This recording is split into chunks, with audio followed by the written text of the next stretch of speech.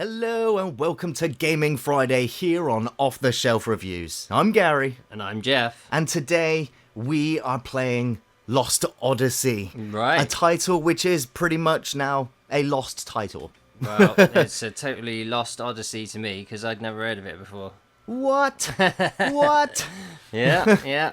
I'm not a huge JRPG player myself. I loved Final Fantasy VII, but never finished it. It was so long. I've got a really short attention span, so Okay, now... you know what I'm like with my long RPGs. I never get to the end of them. No. Well, I gotta say that for all the players I know that played this game, a few of them actually dropped out of even finishing this game because it's actually fairly difficult as well. And Right. I'll get into the difficulty a bit later. First, I'm going to introduce the game. This Yep. came out in 2007 in Japan and 2008 for the rest of the world. It was developed by Mistwalker Studios, or just Mistwalker, Right. which was founded back in 2004.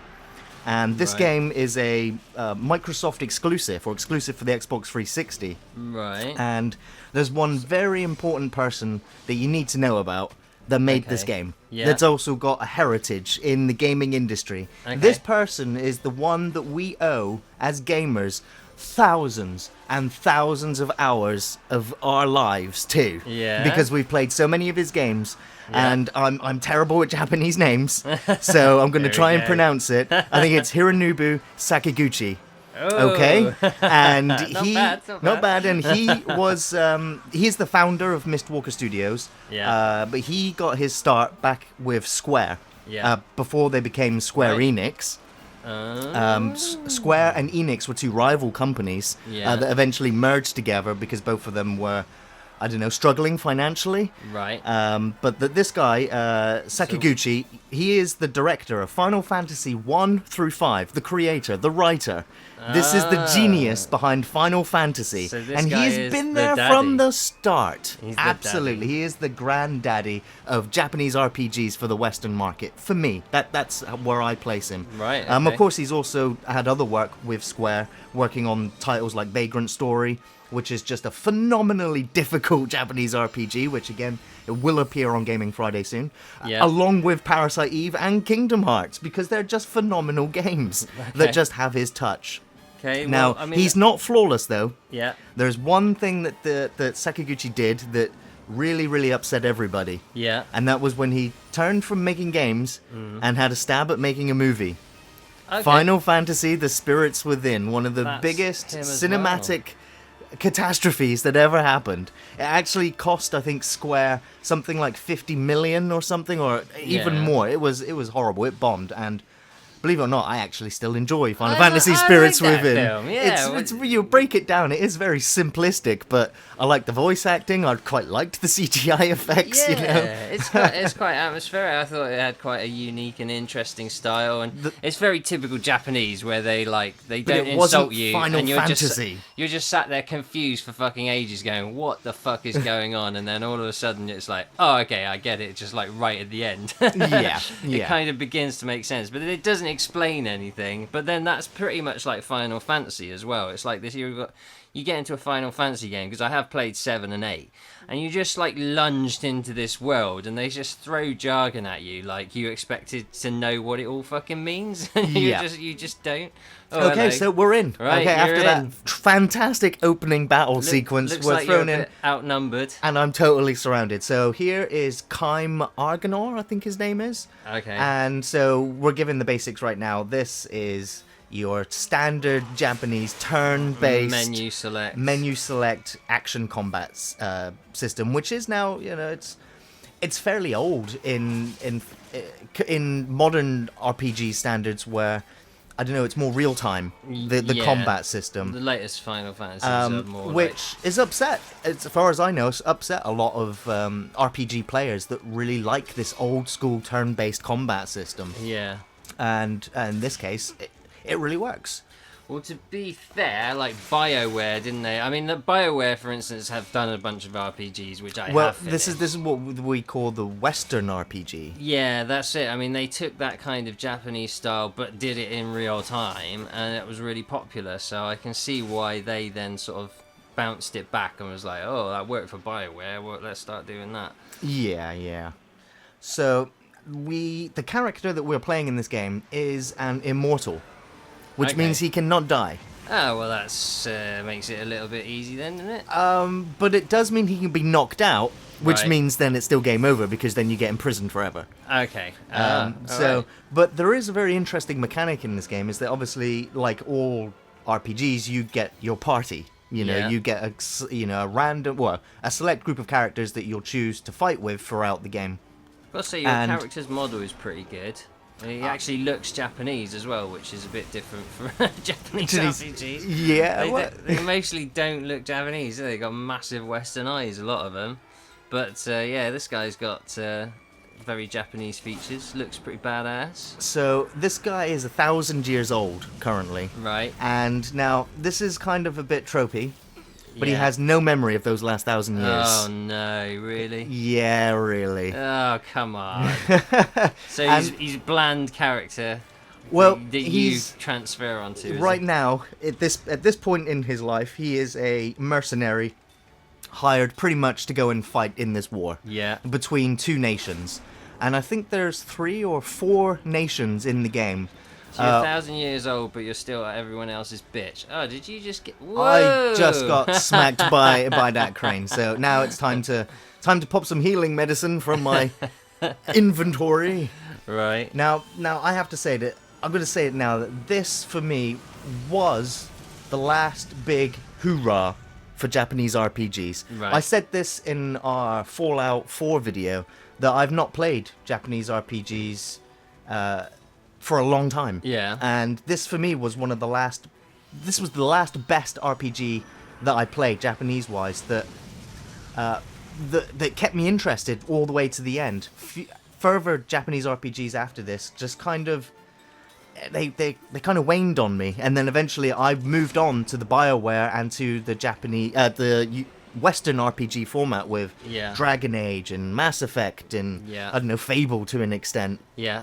And so this for me, I'm saying it now, this is one of the greatest Japanese RPGs ever made. Yeah. And at one point, I would say that this was the best game on the Xbox 360, hands down. Right. Well, this was a 360 exclusive, was it? This was a 360 exclusive that never went to PlayStation, never made it to PC. I was gonna And say, 'cause it's an absolute shame. Everybody's heard of Square Enix, but I don't. I'd never heard of Mistwalker until, moments ago.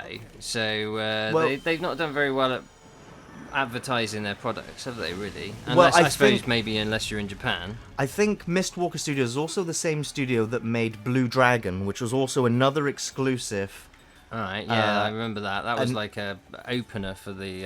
for the Xbox 360. wasn't it? Yeah, I don't think it was a day one release, but I think they wanted it out as soon as possible. Yeah. And so I think Mistwalker was also that one again, Microsoft exclusive. So they kind of got their hands tied, really. So what? I mean, there's been a huge rise in JRPGs being released on Steam. Are any of these available on Steam that this guy's done? I'm really as Mistwalker Studios. I don't think so. No, I think Microsoft still holds the exclusive rights to them, and they're sitting on it. Right. Which is a shame because this game deserves to be at least made backwards compatible for future consoles. They should at least be able to sell it on their Steam or on their PC, whatever their Xbox Microsoft game store. So if you want to play this, you've got to play it on 360. That is it, yeah. But thankfully, it's still a relatively affordable game to purchase. It's not gonna sink your wallet or anything. So I mean, you're saying from this point you just died on JRPGs. I died on JRPGs. Now, I think that this game is nearly perfect. It does have its flaws. Yeah. And that comes in the form of...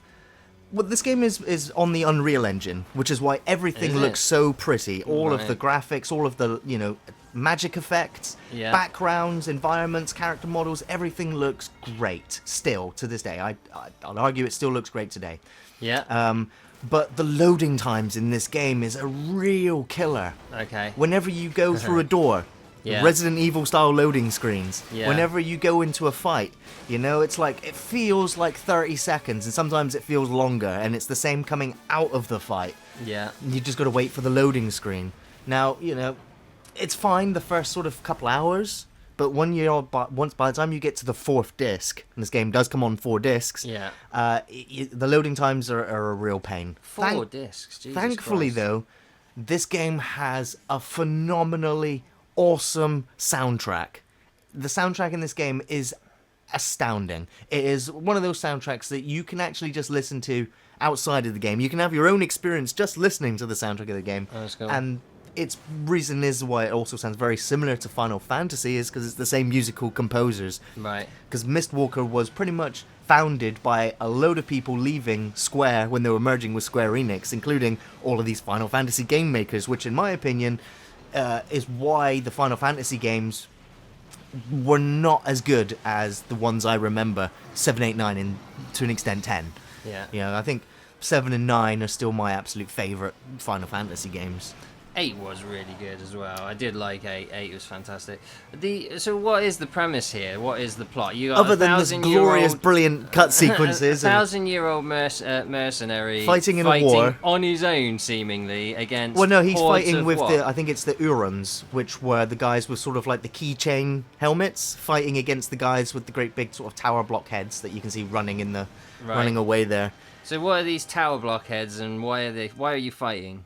Well, that is what the story revolves around, is that you, whilst trying to get your memories back, which I'll get into later, you actually go to each one of these different countries or nations, and you figure out how the people are feeling, and in some cases how they're all being manipulated by certain governments. There's a certain government that now has a democracy. Yeah. But the democratic leader is killed, and then the prince decides that, well, he is then put forward by his advisor to now reclaim the monarchy. Right. And so then that same person also then instigates a war with another nation. Yeah. And the villain in the game is a small gripe again, because you can spot the villain the moment he turns up in the game. Is it really cheesy? He's got massive eyebrows. It looks. That's the only giveaway. You're like, that's the bad guy. He's like, what's his name from Aladdin? Yeah, Jafar. Jafar type thing. So this guy he's manipulating the government. At the same time, he's constructed what's going to be called Grand Staff, which is a huge sort of magical tower, which basically resulted in the Grand Staff was just used to do this, and basically he instigated a war so he could test Grand Staff and see the destructive capabilities of it, which annihilated both armies. Okay. Aha, so maniacally diabolical that he killed his own army because he does not give no fucks. It was just an army. As you can see, I've got a couple of saves here. I'm currently 30-odd hours in that save. Blockheads weren't fighting for him then, were they?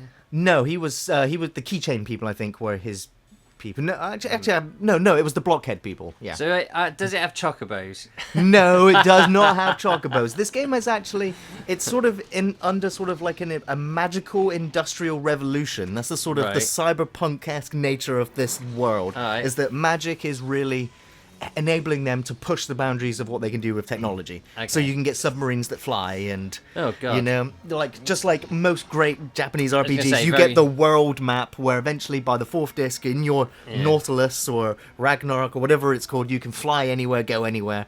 But obviously the world map is limited in certain areas as to your ship's capabilities at the time. So it's like when you say open, it's like open world, but open world in the sense that Final Fantasy is kind of open world, is it? You just roll around and then you'll get encounters. There's a few, the open world character stuff, like here, yes, you sort of wander around, and again, it's an old system where you have random encounters, so a fight could break out any second. You could take 2 steps to go into another fight. You could walk around for nearly a minute and not get a fight. Right, yeah. So it's one of those systems. Very much like Final Fantasy. Very much like the old Final Fantasies. I mean, newer sort of RPGs, they have... There's another thing, is that there are interactive moments in the maps where you will find rare items. Sometimes you'll find upgrade swords and things that are actually essential. Right. For the completionist, I think there's, the completion achievement, but... the game, I'd say, would take you roughly between 40 and 50 hours if you just want to careen through the storyline. Right. I gotta say, though, the game can take up to maybe 100 hours if you want to go and do all the side quests and go and do all the collectibles. just going to skip the ring tutorial now. So a lot of the size of like being on 4 discs then must be graphics then, because Final Fantasy was on 4 discs, wasn't it? But that was hundreds of hours it would take you to get through that. Yes, yeah. I think this is a shorter game than the Final Fantasies, but it depends on how much exploring you want to do. Like right now, we can look at a map like we got on the top right corner, and it's pretty linear. But you will get to some areas later where there are puzzles and sections that are blocked off that you have to figure out how to do it, perpetually fighting random battles. Right. Now, I just want to bring up the difficulty of the game is that I have said that Kaim, our leader, is an immortal. Yeah. He will meet up with a bunch of other characters, Seth, Ming, and Sarah. Right. They are all immortals as well. Okay. Spoiler as well, the end villain is also an immortal. Right. And their history between all of these characters is explained throughout the game's 60-odd hour storyline, Okay. which is really intricate because all of the characters are quite well defined and they are all quite individual. Yeah. I will say that there are some frustratingly annoying characters in this game, which is the kids, Okay. Cook and Mac. Yeah. You know, they have a relationship with Kaim. I won't go into it now. Yeah. But it does mean that your party is filled then with 2 kid characters. And the Right. dialogue you can imagine from kid characters is quite annoying. Okay. Also, when the children characters break out into fucking song. Straight away, I pressed the start button and the back button and skipped it, you know, because children singing in the game, it's just, I can't abide.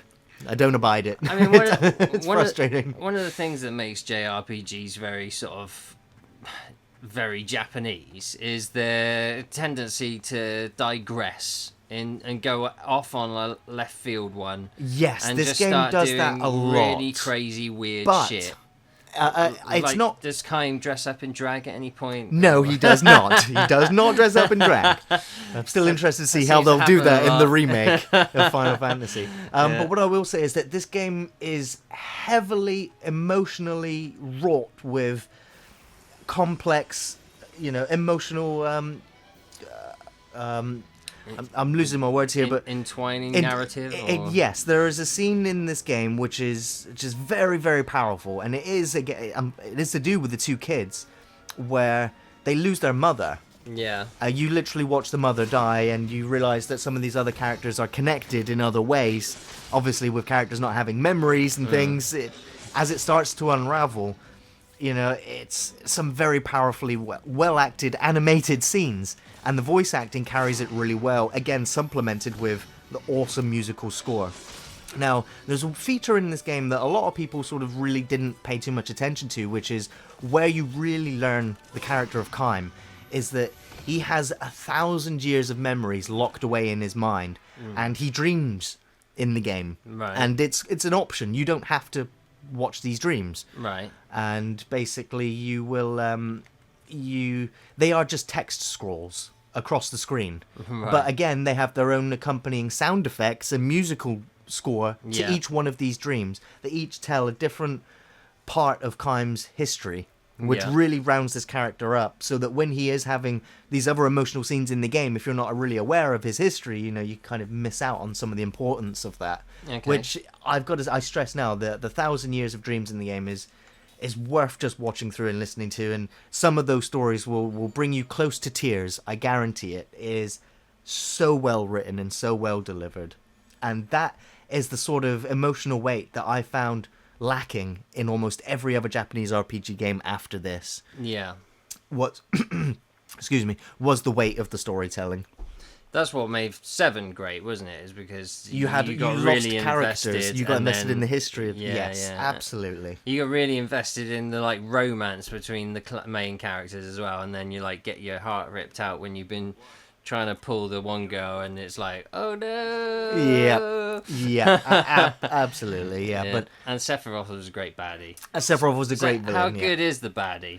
The villain in this, there's a great sequence in, I think towards... State of their acts. yeah, at least they're identifiable. The villain in this game is good. What I like is that once you meet up with the rest of your party, I mean, I've mentioned Cook and Mac. There's also Jensen, who is the game's best character. Yeah. He is the womanizing. He loves his prostitutes. He loves his alcohol, right. and he, He's but Gannicus. he's also being no, he's a magic user. Okay. Okay, but he's being duped by the villain throughout the first section of the game and sort of hired to spy on the main characters. Right. Because he doesn't really realize the extent of the villainy that's going on. Okay. But Gongora is the name of the villain, and I'm just going to say that there's a great sequence of villainy where he hires like 12 mages, or was it 6 mages? I can't remember. And he's like, look, I'm going to cast fireballs and magic on all of you. Don't react at all.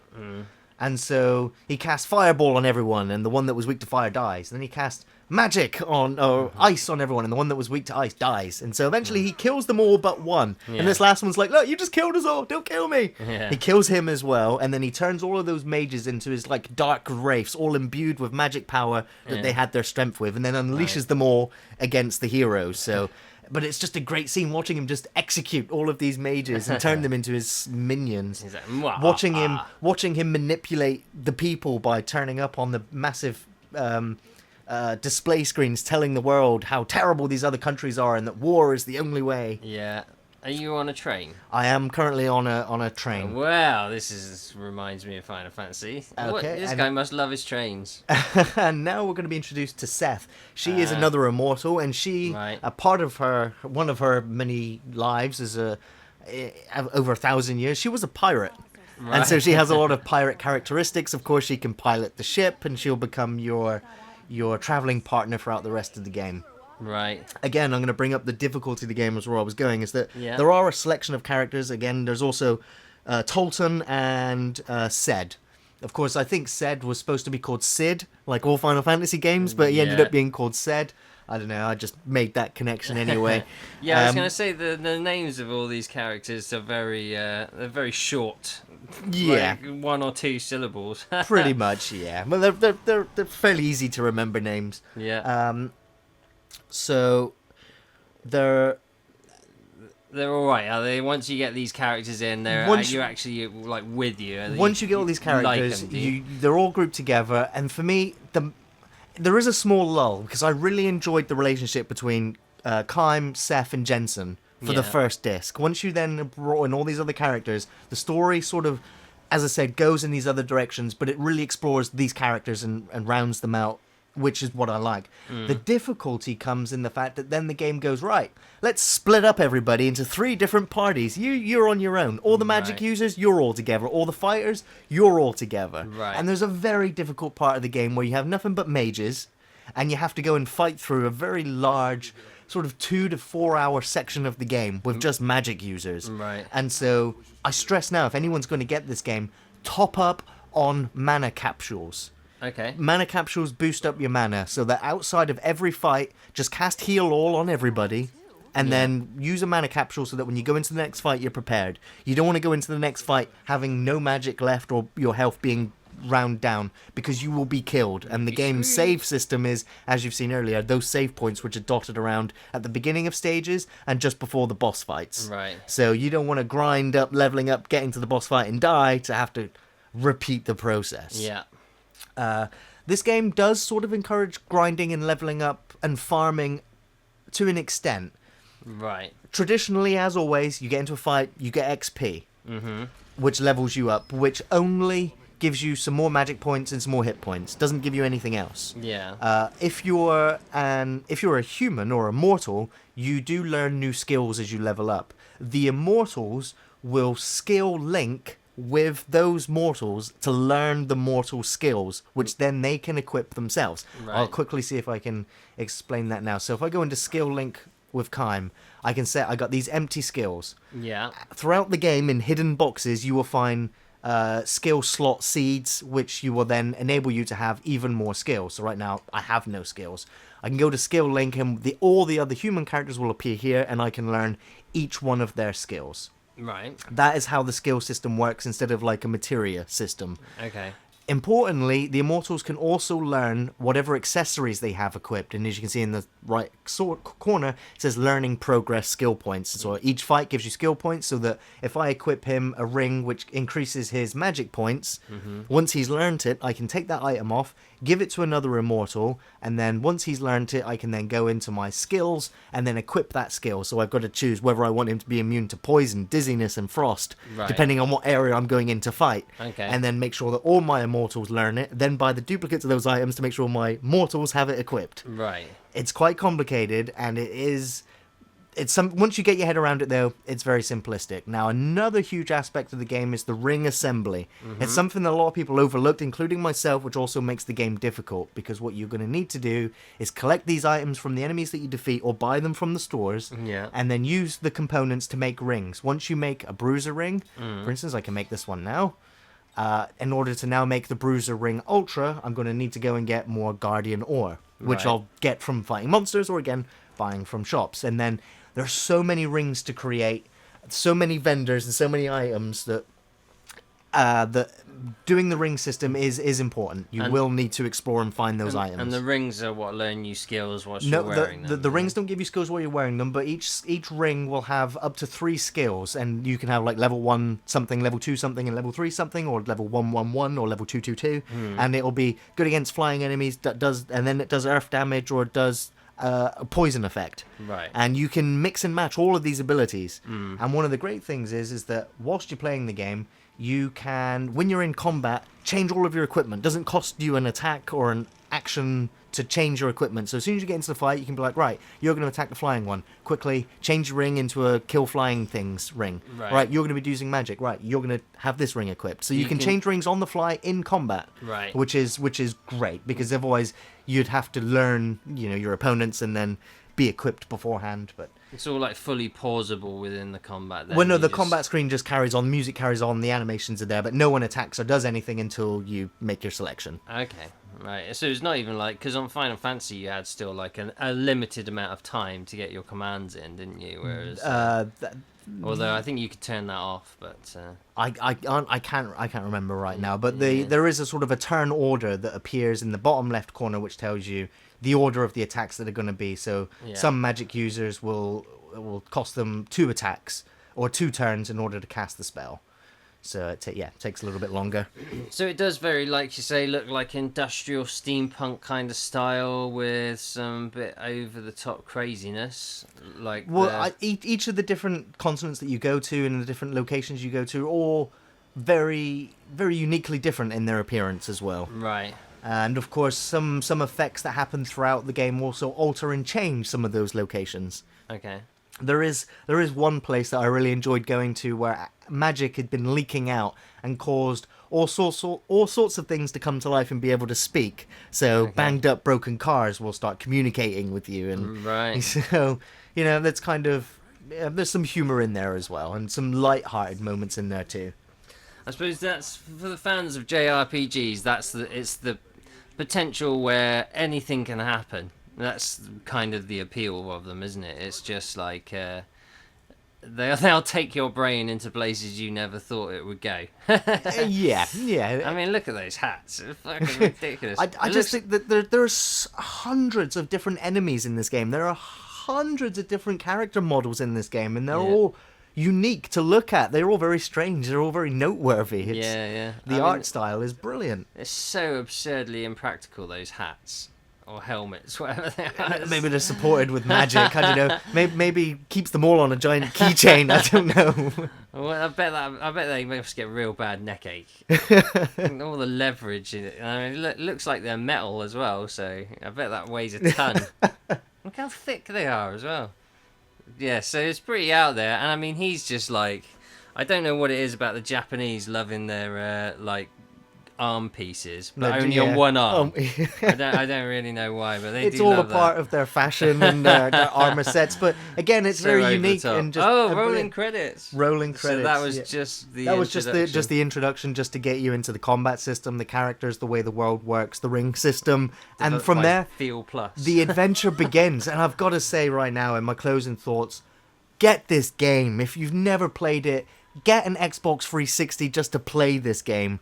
this is absolutely, without a doubt, one of the greatest Japanese RPGs to ever grace consoles. A truly, truly a masterpiece with very few flaws in it.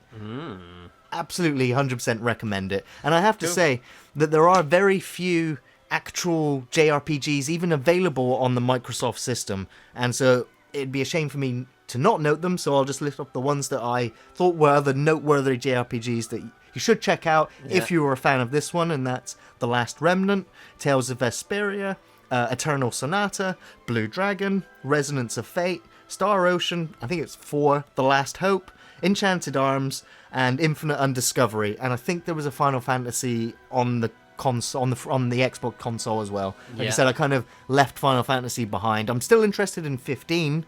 After recent E3, I'm kind of maybe I'll go back to Final Fantasy, but after 12, I was done. There was a Final Fantasy X2 thing, whatever. Yeah, with the I have got one of the Final Fantasies on 360. I know that. Yeah. There is. It looks very interesting. I don't know if it's something I would ever take the time out to do. I mean, there, as I say, there's it's a total time sink. You need to have the time to invest into it. Otherwise, I'd say now, as I said, with all RPGs though, don't start them unless you intend to finish them, because if you intend to break halfway through, coming back to it, you lose the momentum. You will be lost, and that's what happened to me with Star Ocean. Actually, I came back to it after a 2-month break and played it for an hour and just gave up. Never went back to it again. But yeah, Lost Odyssey. Go and get it. What are you waiting for? Go and play it if you haven't played it already. If you have played it, go and play it again, because then you'll remember how great JRPGs were, in my opinion. Or failing that, go and just listen to the soundtrack, because it is beautiful. Yeah. Well, that's it from us here on Off the Shelf Reviews this Gaming Friday. We'll be back next Friday with another video game. Of course, film reviews on Thursdays. You can find us on Facebook, on Twitter, and on Patreon. Thanks for watching, everyone. See you next time. Take it easy. I want a magical industrial revolution. Yeah, fuck yeah.